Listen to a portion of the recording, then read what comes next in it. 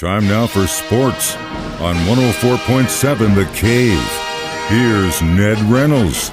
Mike, the intern, Ned Reynolds, back in the studio. Thank God it's Friday. Got a big weekend of divisional round playoff football in the NFL.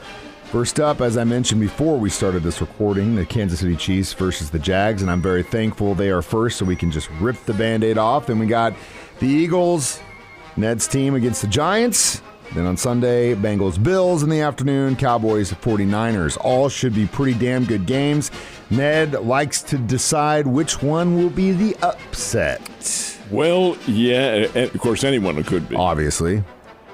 Of the four games, I think there are two that have... you got two on there? Yeah, and I'm not going to say they're particularly strong because I really feel like the home teams are going to win all of them, but... First of all, I don't put the Chiefs in that category. I think I'm not going to say they run Jacksonville out of the ballpark because just looking at this weather forecast is not particularly good because it's rain and snow up in Kansas City tomorrow afternoon. And if you're going, be safe. Exactly. But I do think the Chiefs win this game. The ones that have a possibility, in my opinion, of a turnaround are Cincinnati-Buffalo on Sunday. I can see Cincinnati going in there.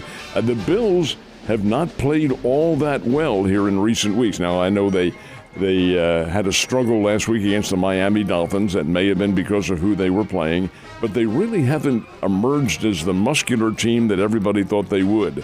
Still, many of the pundits think Buffalo is the team to go all the way. I don't. I think the Chiefs are. But over and above that, Cincinnati going into Buffalo, and then the other one, Mike, this really has me disturbed because I can see the Giants beating the Philadelphia Eagles. They looked real good last weekend. Keep in mind, this is game number 3 on the season. Philadelphia's won the first two. First one was a rout. The second one, a little bit closer. That was just a couple of weeks ago. And now here they are the third time around. And New York is pretty doggone good. When you get a full, healthy Saquon Barkley running and you have the Daniel Jones kid from Duke being coached by a former Bear, DeAndre Smith, you have to think that this team is coming along. Coach Daboll has done a nice job with his team. They've come together. I can see them going into Philly. Now, Ned Reynolds is, I view things with altogether neutral perspective, but I hope it doesn't happen.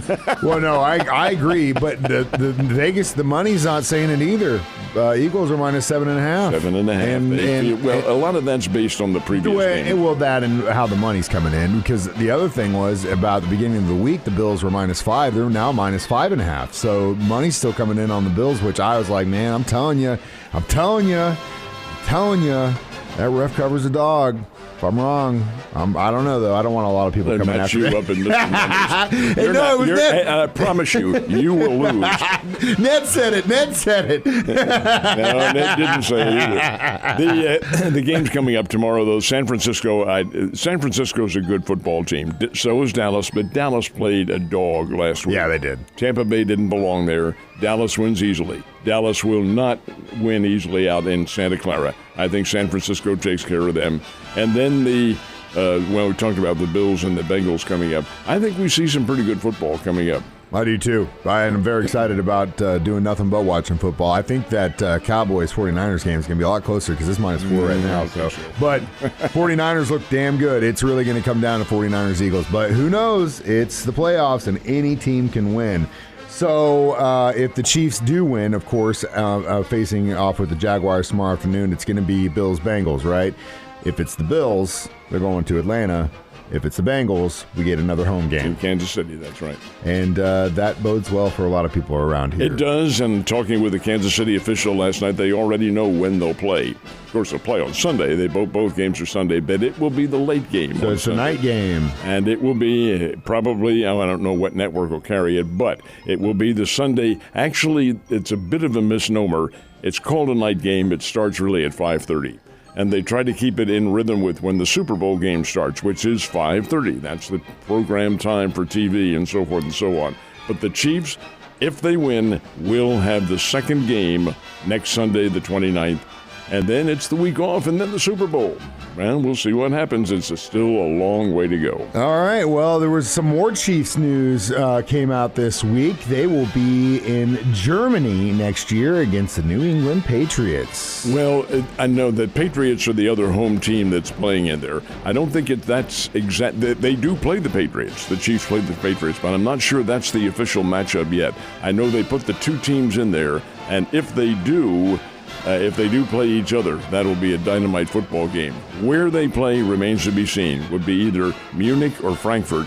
But the way I determined that, Mike, and I may be wrong on this, was that one team would play in one city and one team would be in the other. You're right. I misread. When I read it, I thought that meant they both were playing in Germany, but they're both playing in Germany at different games. They are the home teams. Yeah, two separate international games, which I get what the NFL's doing, but it really screws the season ticket holders because if it's a home game in Germany, I get a home team game in Germany. I'm going to Germany. Keep in mind now that next happen. year the Chiefs get 9 home games. It's an alternating basis with 17 teams. The Chiefs get 9. The next year after that, it's 8. So what they're doing is taking one of those home games away. Now the Chiefs get reimbursed pretty well for it. Oh, yeah, they do. And season the ticket holders Patriots don't. Let's see, I believe it's if I remember correctly, it's a 60-40 break between the home and the visitors. It may be a little bit more than that now, but it's the way it always was. Regardless, they all make money. Well, they make money, and the fact that the draft's in Kansas City this year, we got a little bit more extra to celebrate, and it's going to be football around here for a lot longer than most. So the Drury Panthers both played lady and men's on the court yesterday. How they do on their games? Both got wins playing here in town at the O'Reilly Family Events Center. William Jewell, which is not one of the strong teams in the Great Lakes Valley, was in to play. The Lady Panthers are very good. They're a nationally ranked team, and you expected them to win, and the expectations held true. Lady Panthers ran away from William Jewell 84-54.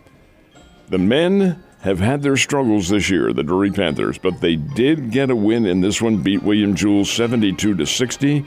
So a couple of wins for the Drury teams, who will also play again tomorrow at the O'Reilly Family Events Center, and the Bears will also be playing tomorrow. Talk a little bit more about that. Well, they were originally going to play at 3:30, and because of a team about 2.5 hours north, they're going to have to move that back to 1, right? That's the Bears game against Southern Illinois, and it is a big game. It's a 1 o'clock game. It'll be at the Great Southern Bank Arena. Southern Illinois is good, but so are the Bears. And the Bears are coming off a very big win over Drake on the road in Des Moines, and that occurred just the other night, Wednesday night. An overtime 65-62 win. Southern Illinois is good, folks. They're a good basketball team. And yes, the officials at Missouri State and Southern Illinois, for that matter, have agreed to move the game from 3 o'clock to 1 o'clock. So that's when they'll tip it off, 1 o'clock, Great Southern Bank Arena tomorrow. The Bears are playing Southern Illinois. Lady Bears play tonight, but it's not home. They're in Nashville to play a very good Belmont team. And the Belmont Lady Bruins, and I think they call themselves the Lady Bruins, I'm not sure, but they're very good. It's a very good team, but the Lady Bears are too.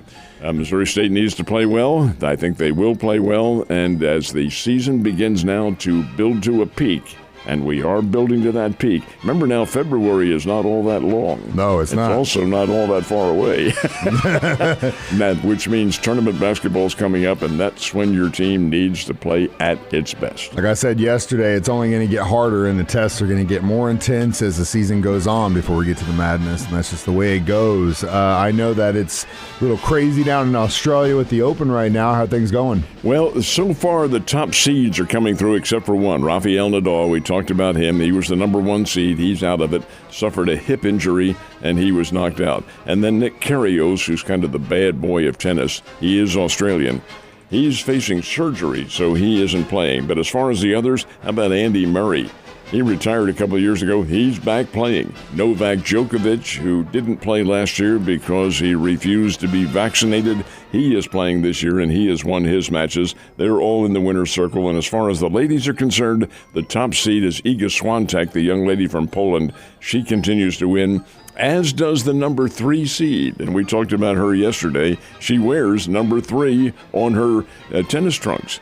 That's not because she's the 3rd seed, but her name is Jessica Pegula. She is one of the top players in the world and maybe the best player in the United States. She also got a win last night wearing that number 3 to honor DeMar Hamlin of the Buffalo Bills, because Mom and Dad, the Pegulas, own the Buffalo Bills, and that makes a difference. Oh, yeah, it does. All right, so Ned, you're back in here tomorrow afternoon. Ned Talk starts at 1 o'clock. Is that correct? That is our broadcast schedule, and we'll have Ned Talk, which is the Ozarks pregame for the Chiefs pregame show, 1 o'clock, 2 hours ahead of time.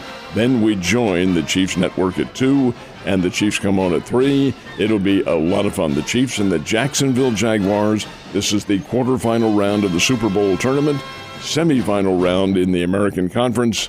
I fully expect the Chiefs will win, but when you get dicey weather conditions, and they're calling for that tomorrow, some rain and snow and so forth and so on, see how these teams react. Yeah, it's going to be a wild time. If you can't be at Arrowhead tomorrow, come see us at Coyote, South Glenstone. I'll be there starting at 1 with the trailer. We can listen to Ned talk together and sync up the broadcast while we watch the game inside. It's going to be a blast, Ned. Go Chiefs. Have a great weekend, sir.